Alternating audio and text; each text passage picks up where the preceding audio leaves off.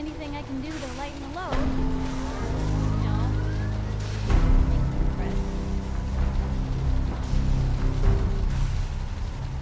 Everything looks good on my end. You ready to see if this thing actually works? Shouldn't we test it first? I wish we could, but we've only got the one frequency code. There's no way to test it without actually jacking into the Institute signal. And as soon as we do that, we've used our one and only chance. As soon as the Institute figures out what we did, and I gotta believe those brainiacs won't be caught napping twice, that code we've got is useless. Let's do this. You sure? Okay. Your part is simple. Just step onto the platform. I'll start scanning for an Institute signal to lock onto. Then, I fire her up and we see what happens.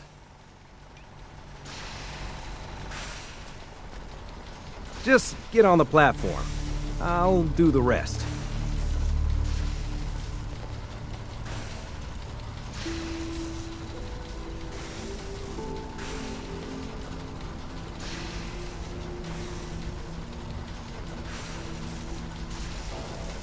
Okay, hold real still. I don't want any corruption of the molecular beam. Oh yeah, by the way, I figured this was a golden opportunity to find out as much as we can about the Institute and what they're up to. Yeah, this holotape's all set with a program that will scan their network and download anything it finds. Uh-oh. Yeah, we better hurry. And don't worry about that tubing wiggling around. It's, just there for decoration. Okay. Scanning for the Institute signal. Tracking RF. And... got it. Hold on to your butt.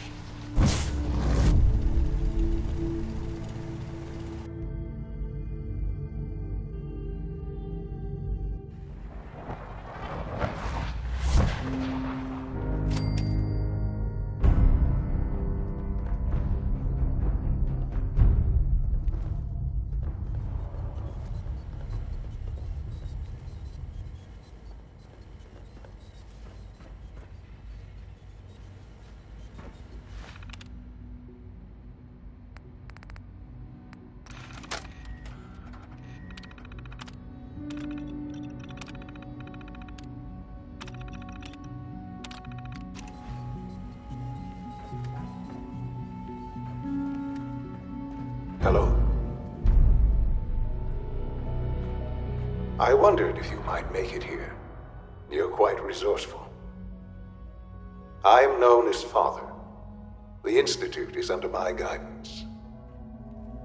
I know why you're here. I'd like to discuss things with you face to face. Please, step into the elevator.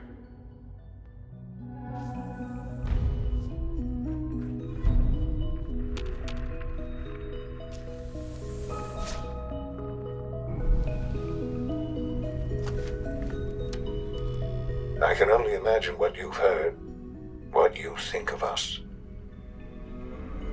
I'd like to show you that you may have the wrong impression. Welcome to the Institute. This is the reality of the Institute. This place, these people, the work we do.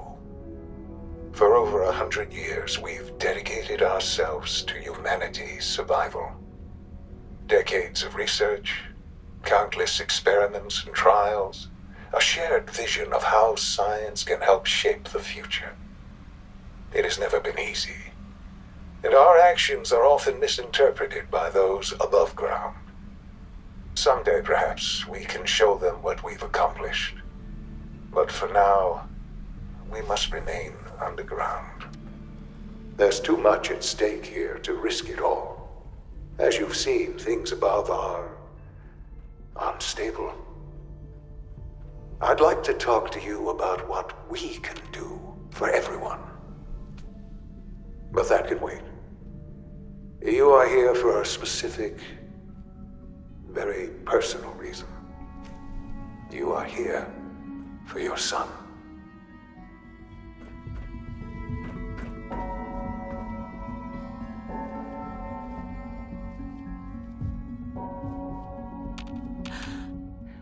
Sean? Huh? Yes, I'm Sean. Sean? Oh my god. It's really you. Who are you? Sean, it's me. I'm your mom. Father, what's going on? What's happening? Sean, are you okay? You're not hurt, are you? What's going on? Father? Father! Shh. It'll be okay, Sean. Mommy's here now. I don't know you. Go away. Father! Father, help me! There's someone here, help me! Who is Father? Where is he? Father? Father, help me! She's trying to take me! Father? Father, help me! Sean. S923, recall code Cirrus. Fascinating, but disappointing. The child's responses were not at all what I anticipated. He's a prototype, you understand. We're only just now beginning to explore the effects of extreme emotional stimuli. Please try and keep an open mind. I recognize that you are emotional, and that your journey here has been fraught with challenges. Let's start anew. I am Father. Welcome to the Institute.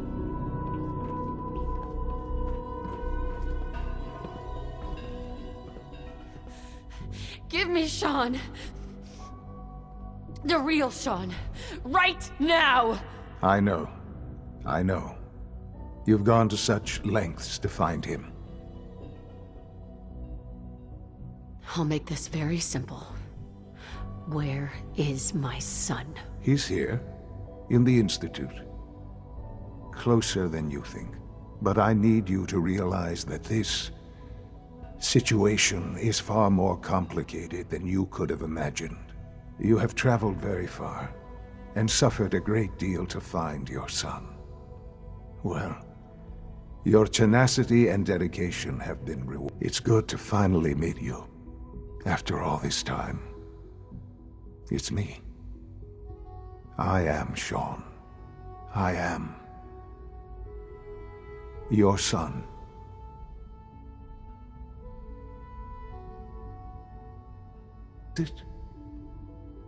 After all the things you've seen and experienced in the Commonwealth? Think about it. In the vault, you had no concept of the passage of time. You were released from your pod and went searching for the son you'd lost. But then you learned that your son was no longer an infant, but a 10-year-old boy. You believed that 10 years had passed. Is it really so hard to accept that it was not 10, but 60 years? That is the reality. And here I am, raised by the Institute, and now its leader.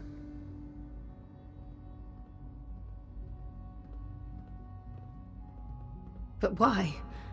Why take a child? Why take you? Ah, now that's the question, isn't it? Why me?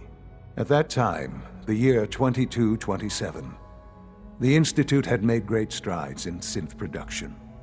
But it was never enough. Scientific curiosity and the goal of perfection drove them ever onward. What they wanted was the perfect machine. So they followed the best example thus far. The human being. Walking, talking, fully articulate, capable of anything. Human synths? Really? Human-like synths. A great distinction. The Institute endeavored to create synthetic organics. The most logical starting point, of course, was human DNA. Plenty of that was available, of course. But it had all become corrupted. In this wasteland, radiation affected everyone. Even in their attempts to shield themselves from the world above, Members of the Institute had been exposed. Another source was necessary. But then the Institute found me after discovering records from Vault 111. An infant, frozen in time, protected from the radiation-induced mutations that had crept into every other human cell in the Commonwealth. I was exactly what they needed.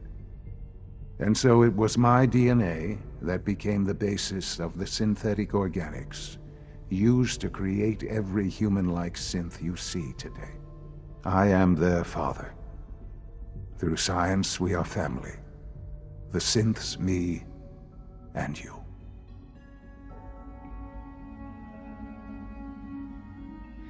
And you've been down here the whole time? I have. Yes. I know you must have questions. Please. Anything I can do to help you understand.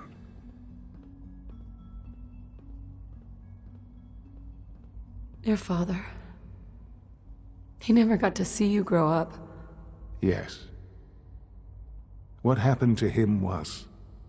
I've gone over the records of the incident, of course. It seems what happened to him was an unfortunate bit of collateral damage. For many years, I never questioned who my parents were. I accepted my situation, and that was that. With old age comes regret. And asking what if more often. But what matters now is that you and I have a chance to begin again. What else can I say to ease your mind? Kellogg. He worked for you? Kellogg. He was an Institute asset long before I arrived here. It wasn't until I became director that I learned of all the things he'd done. What kind of man he was. You knew the man was a psychopath, but you used him anyway? I don't expect you to understand or agree with the decision. The Institute took advantage of Kellogg's vicious nature. I will freely admit that. Institute technology prolonged his life, and his usefulness far beyond any normal human lifespan. He never failed the Institute, but his cruelty became more apparent with every completed objective. I won't lie. It's no coincidence your path crossed his. It seemed a fitting way to allow you, us, to have some amount of revenge. What else can I say to ease your mind? So, you're in charge of the Institute? I am the acting director, yes. I spent decades working to reach this point. It's a responsibility I take very seriously. The Institute. It's important. It really is humanity's best hope for the future, no matter what those above ground might think of us. But, director? Why you? I was the most qualified for the position, obviously. I've lived my life within these walls, dedicated to science like every other member of the Institute. My hard work has paid off. Ultimately, the Commonwealth has nothing to fear from us. Whatever you've seen or heard, I know I can convince you of that. Just give me time. I know there's more for us to discuss. But the Institute is on the verge of some important breakthroughs. Your presence would be appreciated.